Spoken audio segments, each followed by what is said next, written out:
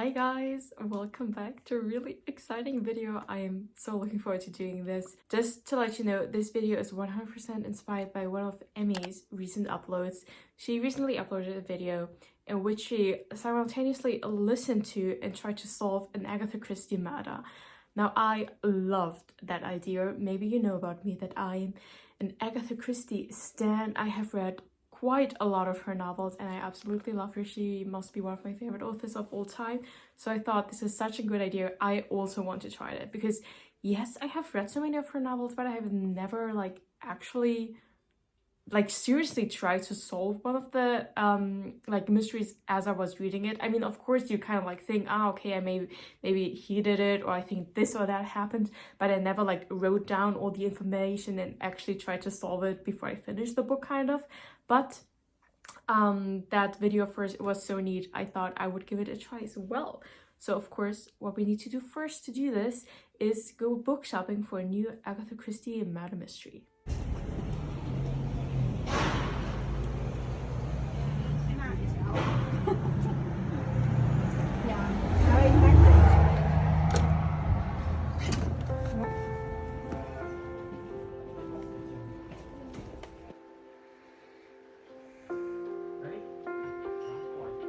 Take your time.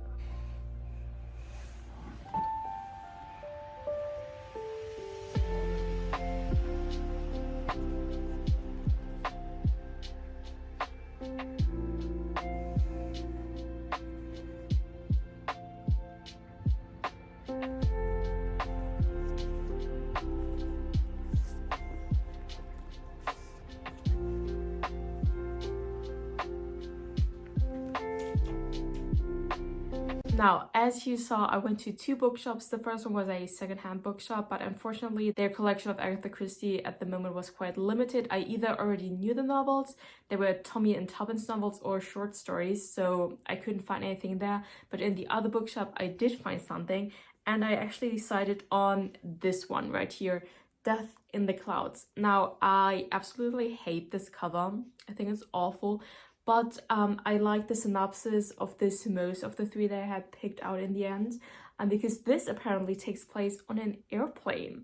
And so I thought that would make it a bit easier maybe to solve this, because when you have a murder happening, I don't know, on the ground somewhere, it's kind of hard sometimes to fully wrap your head around, okay, where, who was where at what time talking to whom, etc. Does all of that add up with, I don't know, timetables of trains and all of that? I don't even know. So having this taking place in a very limited space within an airplane, that might make it easier. So I will be starting to read this now. I have my notebook right here. I will start to take notes as to who the characters are and stuff like that. And once I have some more information, we can start to draw maps with a suspect list, with a timeline and all of that good jazz. I'm really looking forward to this. Let's go. I just opened up the book, and apparently one thing I already don't have to do anymore, because there is a setup of the actual cabin already in the book. I mean, I will maybe still draw it out somewhere to show it to you better instead of going like this all the time, but that comes in really handy. Thank you, Agatha.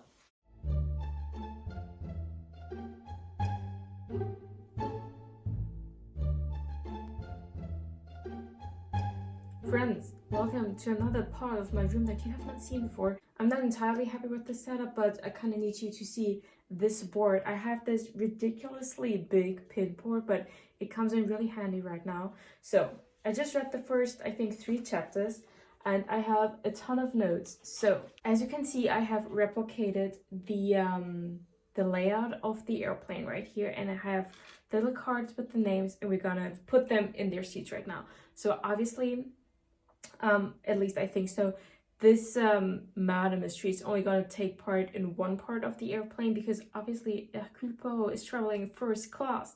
He ain't chilling with the homies back in economy. Ew. So I think these few seats that we got right here is everything we're gonna need. So let's start. Now, the first one that I have right here is, can you see this? Daniel Clancy. He is a detective mystery novelist, and he's sitting in spot number 8. Here's seat number 8.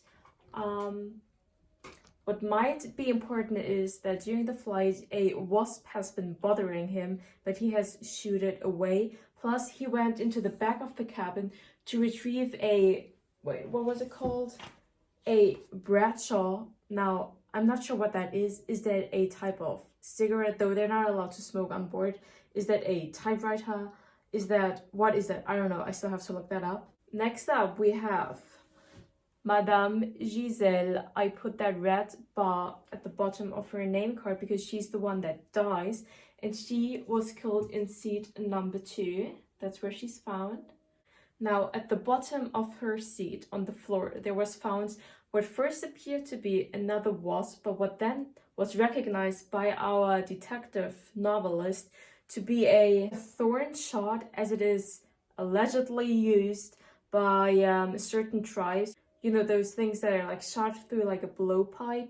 Now, next up, we have the Honorable Venetia Kerr in seat number 17. Now, the Honorable, you can already hear, my gosh, how do I do this? Means she's like part of the aristocracy or something like that. And right next to her, we have the Countess of Horbury. But they are fake friends. They pretend to be friends. They're like all nice with each other on the outside. But in the book, we also like hear their thoughts kind of. And we know that they actually don't like each other, because apparently back in the day, they had a common love interest. And he ended up marrying, like he's called Stephen, and he ended up marrying the Countess of Horbury, or like by marrying her, he turned her into the Countess of Horbury. But apparently she used to be a common chorus girl. Shocking. So they're sitting opposite each other, but what might be important is that the Countess of Horbury, she switched seats with our detective Hercule Poirot, who apparently sat there, but then they recognized each other. We're like, oh my god, yeah, we want to sit together, as they're like such good friends, right? And so they switched seats, and so Hercule Poirot, our detective, now sits in seat number 9, so right there.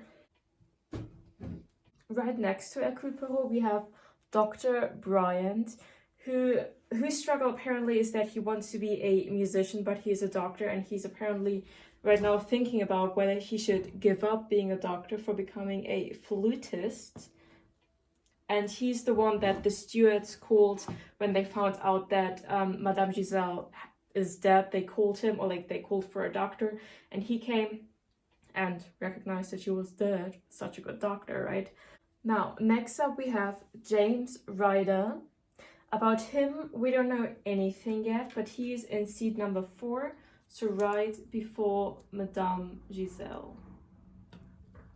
Next up we have Armand and Jean Dupont, father and son. Jean being the son and Armand the father. I should maybe write that down. I will forget it. They're sitting in seats number 5 and 6. And they're apparently really interested in like prehistoric pottery or something. They've been talking and arguing about it. Okay. And now we only have 2 people left.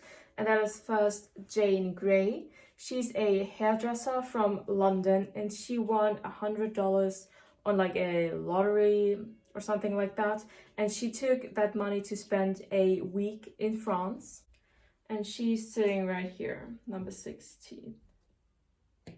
And then last but not least, we have Norman Gale, who's sitting opposite of Jane Grey, a young, attractive man, and apparently they have seen each other before.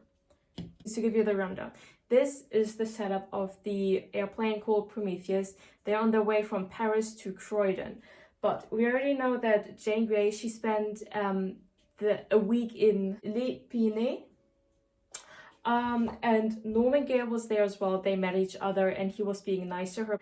And she's being all shy now though, and like refusing to look at him, and she's not speaking to him. And she recognizes the two old ladies that are sitting right here opposite. They apparently also spent their week at Les Pyrénées, which is apparently also like a gambling city. Like there are like casinos and all of that stuff there, so people are gambling money. Now, what else we already know is that the Countess of Holbury, that, as I just said, used to be a chorus girl and stuff, so it's not actually like from noble birth. She's also a cocaine addict. She had her maid from the front car come over and bring her something, and then she wants to smoke, but the steward was all like, bitch, you can't smoke here. And we heard it in her thoughts, like she's getting really jittery because she's a cocaine addict. Apart from these people right there, the two stewards are important because they are, of course, also moving around all the time. And those are Henry Mitchell and Albert Davis. If they become like actually important, I will place them here somewhere as well, for example, in the pantry or something. And last but not least, on Madame Giselle's neck, there was found a little punctuation mark. And first it was believed that maybe it was the wasp that was like flying around, that was later killed by, I think, the son, Jean Dupont. But then they found this little like thorn shot kind of thingy at the bottom of his seat. So now they believe, of course, that she might have been murdered with that. Now, to give you a close-up shot, this is the setup once more. Okay, guys, excuse the angle, but this is kind of like the only setup that is working out right now. So I have mapped out this little timeline. Now, to explain it to you, so on this hand side, we have arrival. 5 minutes before arrival, Madame Giselle, or like the victim, was found dead. Now, the doctor says that she has been dead at least 30 minutes, so 35 minutes before arrival is like the minimum time that she had been killed. But we know that like roughly like 60 minutes, which would have been 2 o'clock before touchdown, the main steward has last seen her alive as he was handing out coffee. And then 15 minutes later, so 45 minutes before arrival, he handed out the bill to the passengers and thought that she was asleep, and like he didn't yet shake her or anything. So we know that she must have been killed within at least like 60 to 35 minutes before arrival. Now all the passengers have been evacuated. As I predicted, like the people in the front car are irrelevant. They were allowed to go. And now Inspector has arrived on the scene and is now questioning all the people and like searching luggage and stuff. But something has come up. Like he is looking at all the passports and he has mentioned, like the inspector is mentioning now a Marie Morisot. Like the passport of her, but like we don't have her on our character list, but the way they're talking about her, it seems that she is the victim. But then again, why do we know her as both Madame Giselle and Marie Morisot? What is going on there? Or am I misunderstanding this? Isn't that supposed to be the same person? This is like the alias of another person. So right now I'm going to put a big question mark on her name tag, and I'm going to put her here next to Madame Giselle because I think it's supposed to be her, but who knows. This is weird that our victim has like these two names that she's operating under, traveling back and forth between France and England a lot. What's going on?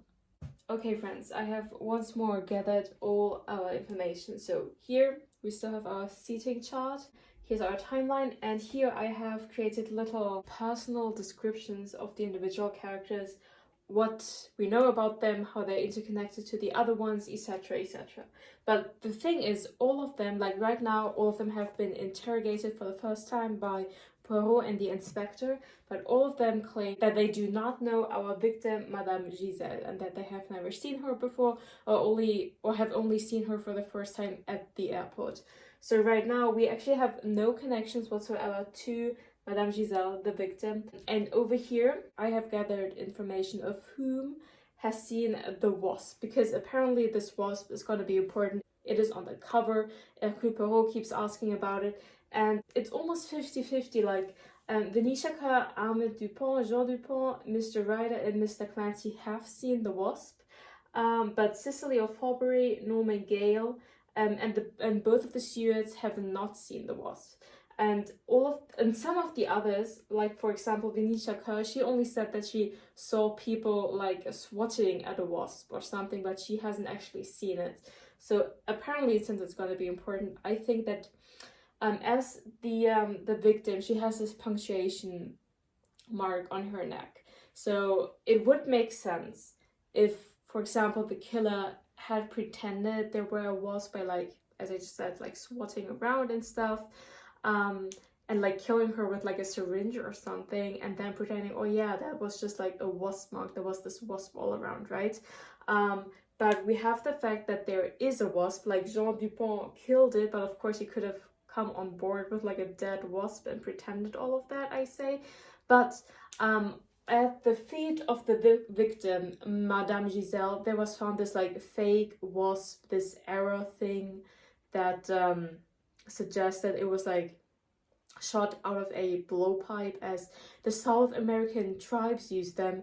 Yo, this is all quoted from this, so don't give me any shit about that.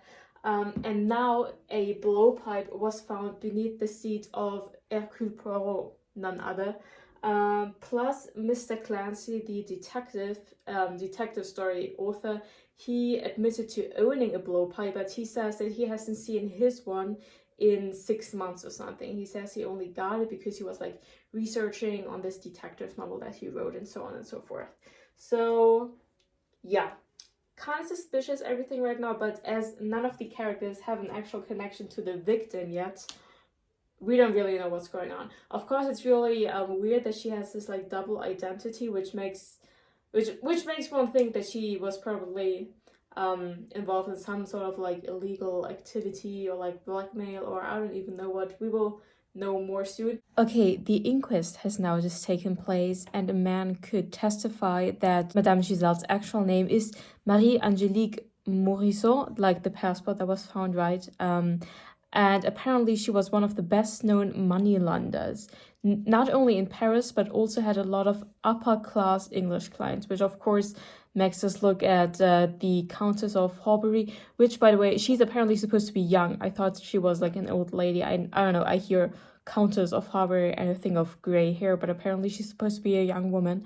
And also like her fake friend, they're like both upper class people, right? So that's suspicious. Also, the police surgeon and like a toxicology expert have now revealed that Madame Giselle died from having a powerful toxin inserted into her bloodstream by this arrow that they found that was coated in both curare, which is an arrow poison, but more importantly with the venom of the boomslang or tree snake venom, a South African snake. So of course, kind of rare, kind of hard to get. Plus, Dr. Bryant, he, as I said, he's also a musician, and not just any musician, but a flutist, and he had a flute with him, and of course a flute could very easily be used as like a blowpipe. And the angles, I think, would make sense as well, because Dr. Bryant is sitting here, and like there is our victim, so he could have used his flute to shoot the arrow all the way over there. I don't know.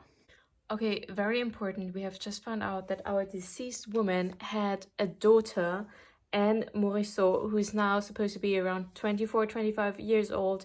She hadn't, or like mother and daughter haven't seen each other in a long, long time. So the mother would have not recognized the daughter, basically. So that leaves us asking, is either Jane Grey or Cicely of Horbury or Venetia Kerr, is one of them the daughter? We don't know how old they were supposed to be. We know that Jane is young, and now Cicely is supposed to be young as well. And since Cicely and Venetia like are friends, I guess they're also like same age maybe, so it could be either one of them, I guess. You guys, I think I have a really good theory. And this is really early on. I think I'm only like 30% through maybe, so there's like lots more to come. So maybe in like a couple of chapters I will revise my entire opinion. But what happened within like the first chapter? Cicely von Hober, she had her maid come from the front car to bring her something. That was the only time that another person who was not sitting in the back car where like all our protagonists are entered said crime scene basically. And I think, what if that maid had something to do with it? Because as I just said, she's the only other person that entered who's now not being interrogated. Plus everyone's like the police inspectors, they're like wondering, okay, why did nobody see someone murdering this woman? They're like only 11 people in this tiny room. How could no one see that?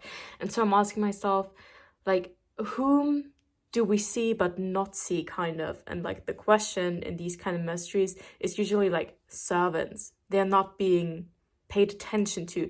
That would also mean, of course, the stewards. Maybe they are also somewhat involved because they can move around and you would maybe notice them moving around, but you're not actually paying attention to them. But that maid as well.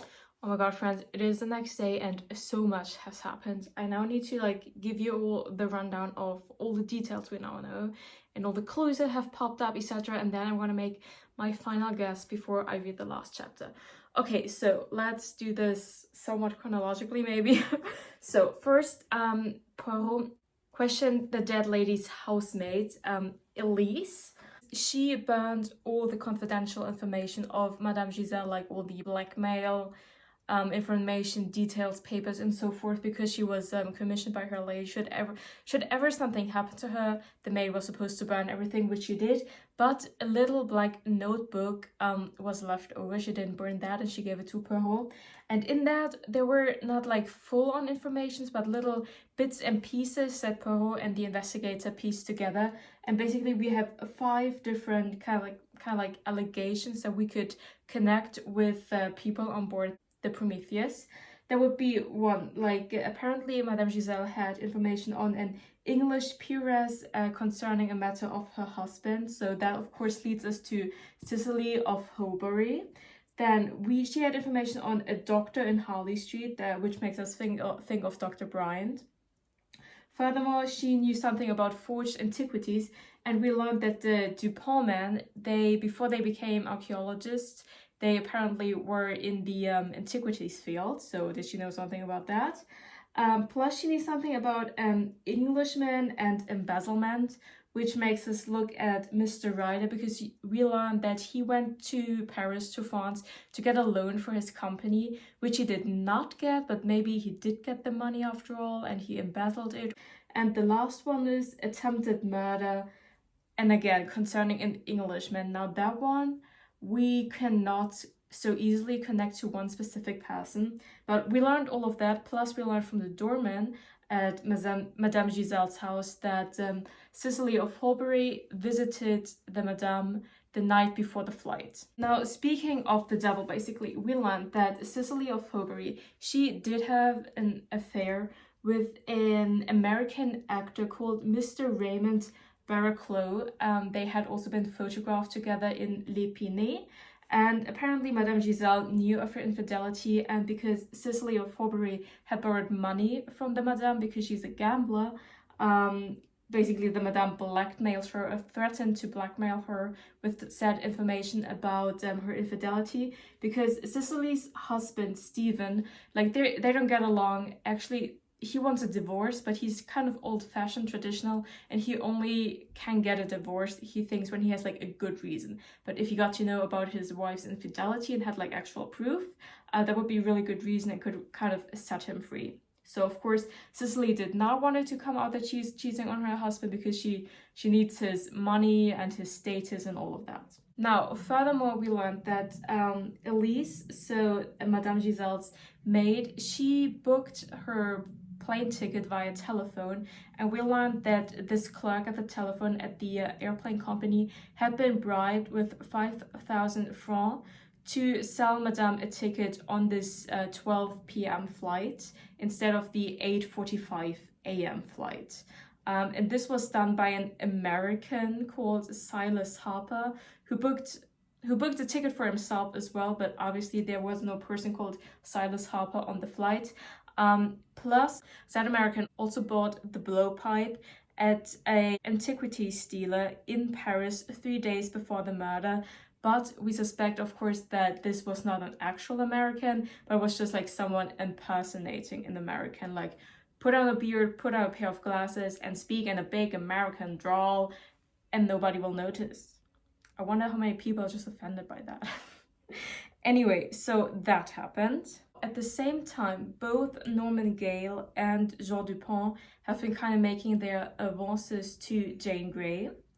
Norman Gale, like his dentistry office is affected quite poorly by this entire murder business, like his patients are basically running away from him, and he thinks about going to either Canada or New Zealand, and he wants to take Jane with her because he's so in love with her, right? Jean Dupont, on the other hand, Poirot had Jane make the Dupont family believe that she would come with them to Persia, though, as like an assistant, etc., and I'm not entirely sure why.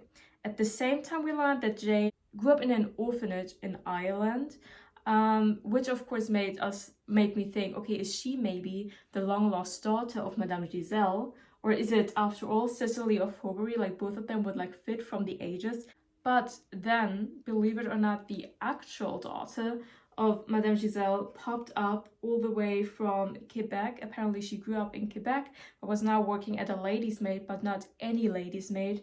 But Poirot recognized that she is Cecily of Horbury's lady's maid. I told you, the maid who brought something from the front car, she would be important, and apparently she is, because it is actually Madame Giselle's daughter. So she was on board, and of course she has like the best motive, as in she inherits all the money now. So that's important. But now, at the end of the last chapter, said daughter, Mrs. Richards, was killed. She was visited at her hotel by, again, an American, and we learned that she spontaneously left for the Gare du Nord to go to England, but she was found dead on the train.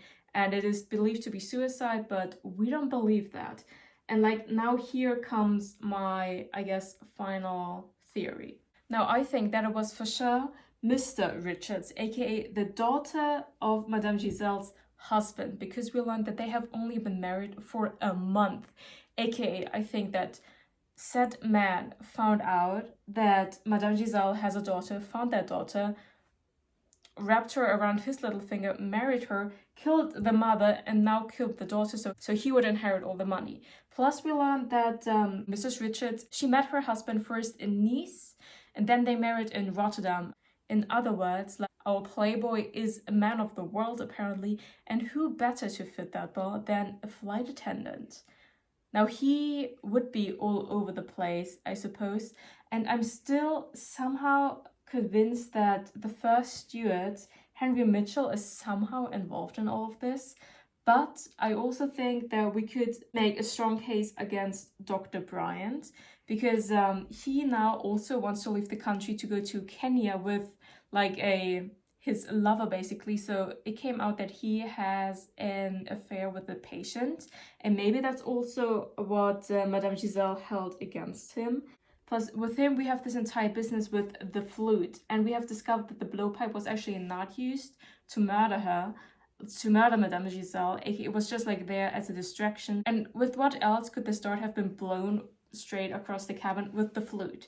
So it could have been also him, that because maybe he was in contact with Madame Giselle, maybe he needed money to like keep his practice going, and she knew that he had this affair with a patient. But then he found out that she has a daughter, and he got to know the daughter, they became married, and he planned to kill Madame Giselle so that he would then in the end get the money by also killing the daughter. Plus, she would not be able to blackmail him any longer. So maybe he came on board the aircraft with a wasp, and a blowpipe and the flute. and he set off the wasp so it would bother some of the other passengers. He shot Madame Giselle with the flute, and later like dropped the blowpipe somewhere to divert suspicion. And actually, maybe it was his plan to, when the stewards would call him to the dead woman, to pick up this like fake wasp arrow kind of thing again, and to just say that Madame Giselle died of natural causes, or maybe as an allergic reaction to the wasp, and no one would have ever like investigated further. But only because Poirot found this fake wasp arrow on the floor, all of this happened. But maybe it was the doctor's plan all along to just like secretly pick up that arrow again, and no one would have ever noticed. I think that's a very strong line of reasoning.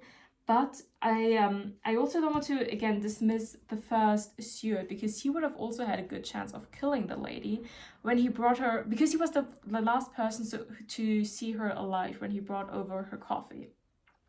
And wouldn't have been so easy to be like, "Madam, here's your coffee," and then prick her with the thorn. Like, no one had to blow out of a blowpipe or flute or anything, but he could have just pricked her as he was giving her the coffee. But then there's the question, why didn't he take this thorn arrow thing with him but let it lay on the floor? I can't really explain that, and I wouldn't know what the connection between the steward and Madame Giselle is, but I think he also had like a really good chance of murdering her.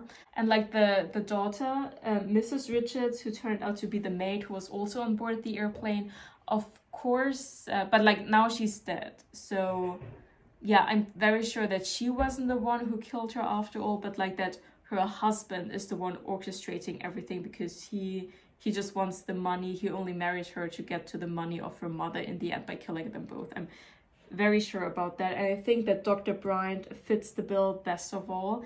That doesn't quite explain that whole business why Poirot wanted to make believe that Jane would accompany the Duponts to Persia and would not go together with Norman Gale to like Canada or New Zealand or somewhere else. That doesn't really explain that. I think that is my best guess. I'm gonna go with that.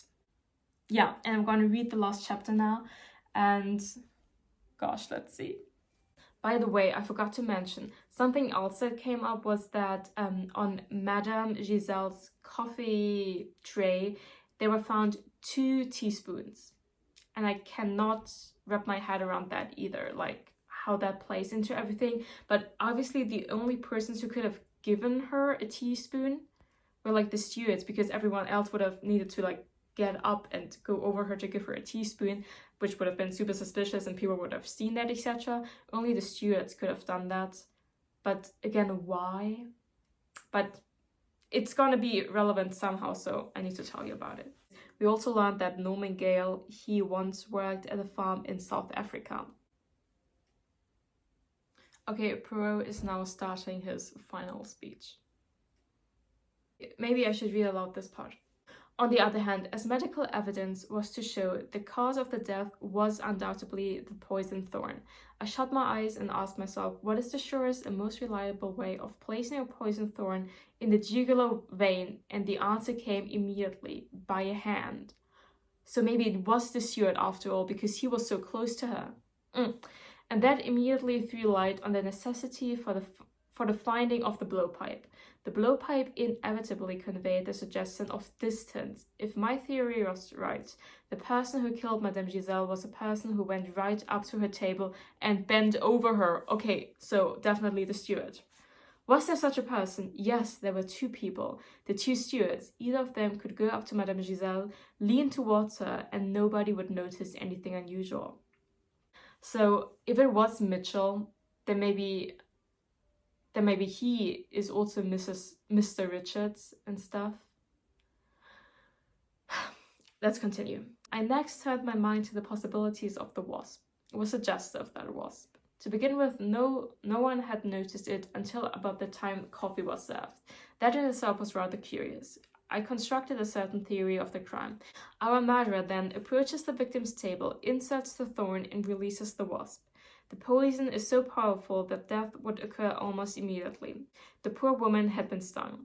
That, as I say, was plan number one. But supposing that, as actually happened, the poison thorn was discovered before the murderer could retrieve it, the theory of the natural death is impossible. Instead of getting rid of the blowpipe through the window, it is put in a place where it is bound to be discovered when the plane is searched, and at once it will be assumed that the blowpipe was the instrument of the crime. The proper atmosphere of distance will be created, and when the blowpipe is traced, it will focus suspicion in a definite and prearranged direction. I had now my theory of the crime. I concentrated on the problem of the wasp. If the murderer had brought the wasp on the plane and released it at a psychological moment, he must have had something in the nature of a small box in which to keep it, the flute box thingy. Hence my interest in the contents of the passenger's pockets and hand luggage. There was an empty small-sized Bryant and Mays matchbox in Mr. Norman Gale's pocket, but by everybody's evidence, Mr. Gale had never passed down the gangway of the car. He had only visited the toilet compartment and returned to his own seat. Nevertheless, although it seems impossible, there was a method by which Mr. Gale could have committed the crime, as the contents of this attaché case showed. I was convinced that Mr. Gale was the murderer. That's why he didn't want Jane to go with him to Canada or New Zealand or something like that. But still, I think Dr. Brian, I'm telling you, bro. Gosh, if I'm like wrong about everything. But I was right about the maid at least. She was important. And the flute, I want to hear the flute mentioned one more time, at least once. I determined to cultivate his acquaintance. It is my experience that no one in the course of a conversation can fail to give themselves away sooner or later. Everyone has an irresistible urge to talk about themselves.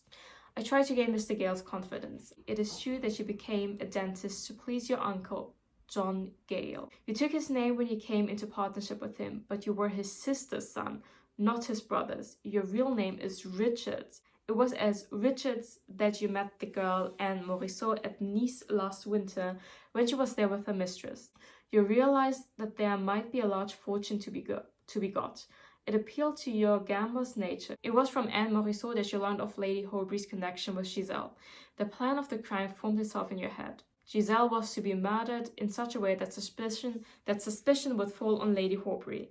Your plans matured and finally fructified. You bribed the clerk in Universal Airlines so that Giselle should travel on the same plane as Lady Horbury. There was another complication to your plans. At Le Pinet, you saw Mademoiselle Jane Grey and fell madly in love with her. Your passion for her drove you on to play a much more dangerous game. You intended to have both the money and the girl you loved. I will tell you exactly how you committed the crime, said Poirot. What about the contents of your dispatch case? You were on a holiday. Why take a dentist's linen coat? That is what I asked myself, and the answer is because it resembled so closely a steward's coat. So he disguised himself as a steward. How the fuck am I supposed to know that a dentist's coat and a steward coat look alike? What? Because these days, what a dentist looks like and what a stewardess looks like doesn't look anything alike. Okay, when coffee was served and the stewards had gone to the other compartment, you went to the toilet, put on your linen coat, patted your cheeks with cotton wool rolls, came out, seized the coffee spoon from the box in the pantry opposite, hurried down the gangway with the steward's quick run, spoon in hand to Giselle's table. You thrust the thorn into her neck, opened the matchbox, and let the wasp escape. Hurried back into the toilet, changed your coat, and emerged leisurely to return to your table.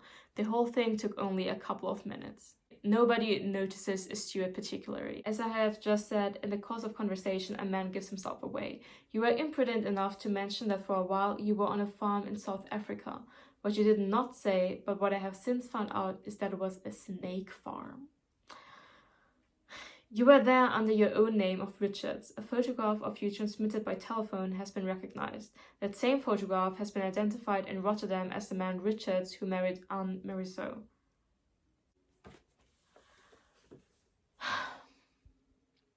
Okay, so I guess I did not solve this murder. Oh, what about the flute though? What about Dr. Brian? Okay,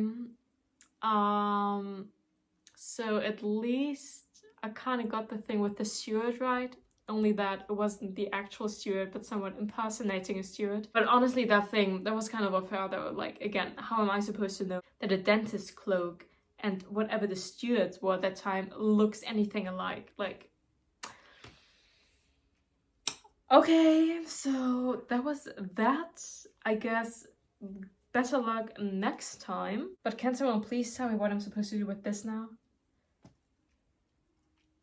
I even connected them like with strings and everything. I kind of feel sorry for myself right now, I'm not gonna lie. That was my attempt to solve Agatha Christie's Death in the Clouds. I did not succeed, but we're not gonna talk about that. I hope you enjoyed this. I know this is a very long video, but if you're also like into solving Agatha Christie murder mysteries, maybe you enjoyed this. If you kind of like solved it along the way, tell me if you got it right. And with that, I thank you so much for watching. I'm still sad about not having solved the mystery. And I'm gonna see you in the next video. Bye.